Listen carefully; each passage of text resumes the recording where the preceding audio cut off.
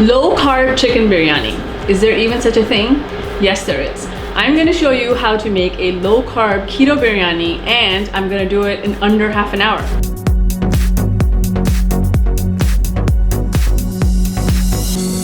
Hi, I'm Urvashi, my blog is TwoSleevers.com, and today it's time for one of my favorite dishes. Okay, if I ever have a choice about my last meal on this earth, it needs to be chicken biryani. There's a lot of aromatics and a lot of herbs in it, and as I talk, I'm gonna go ahead and start slicing some of these things.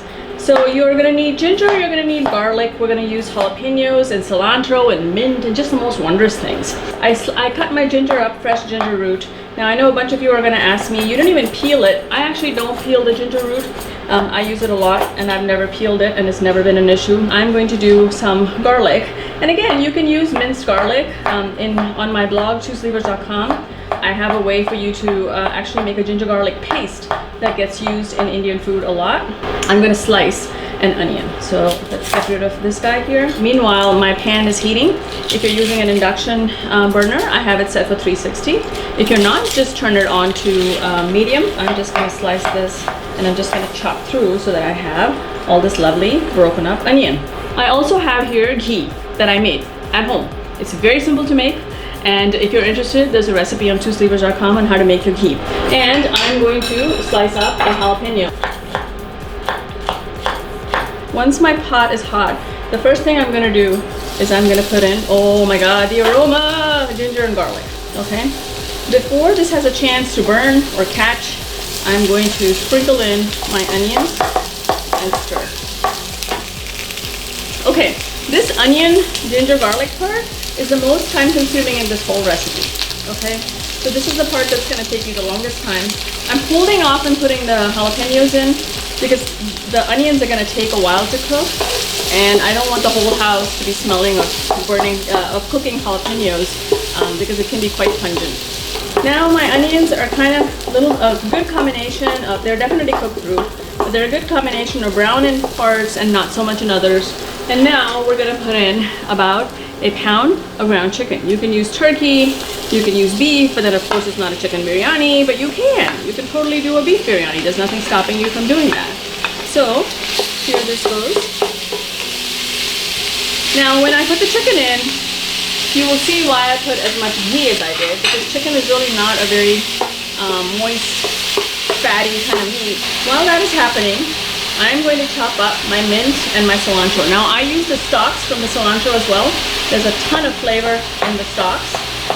And as fine as we're gonna cut this, it's really not gonna matter. So I've just mixed up the mint and the cilantro together and I'm giving it a rough chop through. I'm gonna take some of this for garnishing and I'm gonna put it aside. As you know, cooked herbs and fresh herbs taste quite entirely different. Here's the chicken. I just have to keep breaking it up. Now, I'm going to create a space for these jalapenos. Okay, time to spice this now that the chicken's almost cooked. I'm going to put in salt. I am going to put in about a teaspoon of turmeric. I'm going to put in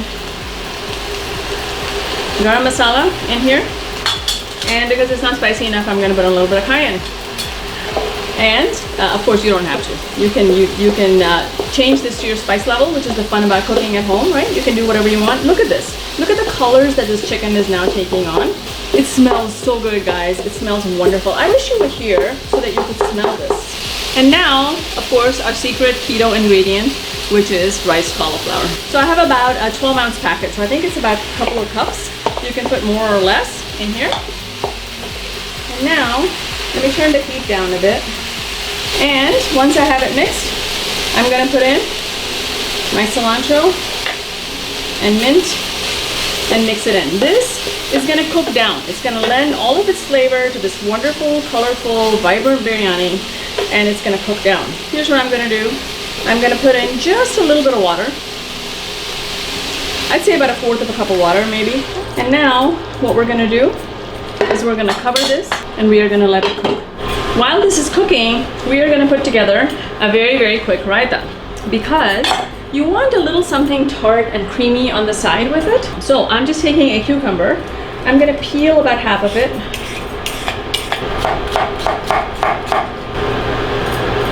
I'm gonna put that in there. I'm gonna take a little bit of sour cream. You can also use Greek yogurt. And I'm just gonna kind of guesstimate.